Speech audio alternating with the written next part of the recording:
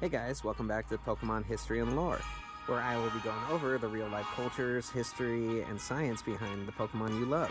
So comment who your favorite Pokemon is, and if I use it, I'll shout you out in the video.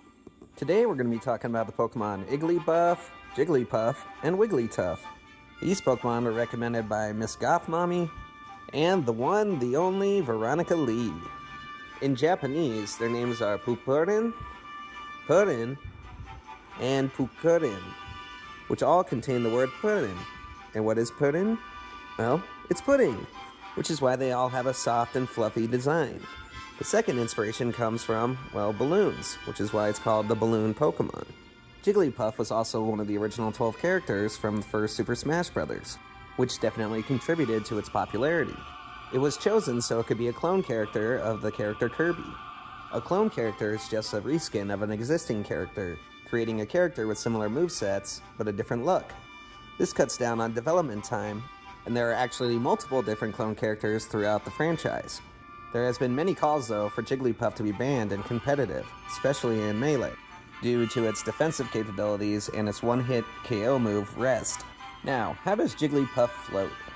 Well, there are two candidates for this, the first one being hydrogen.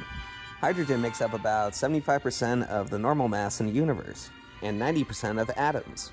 Hydrogen in its gaseous state is lighter than the air around it, causing it to float, which is why in the early 1900s it was widely used in zeppelins and balloons. There was, however, one major drawback. It's highly flammable.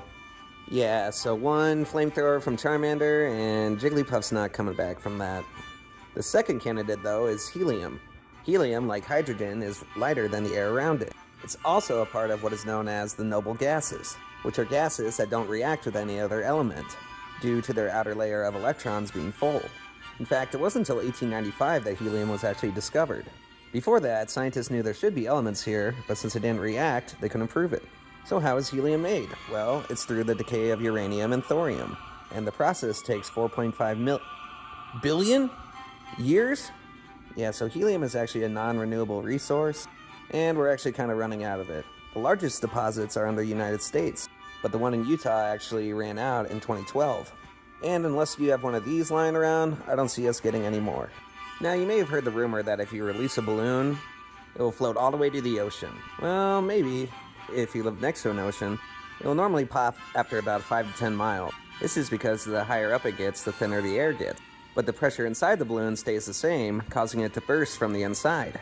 A crazy story I came across was that of Laura Buxton, who at 10 years old released a balloon with her name and address on it. And that balloon was found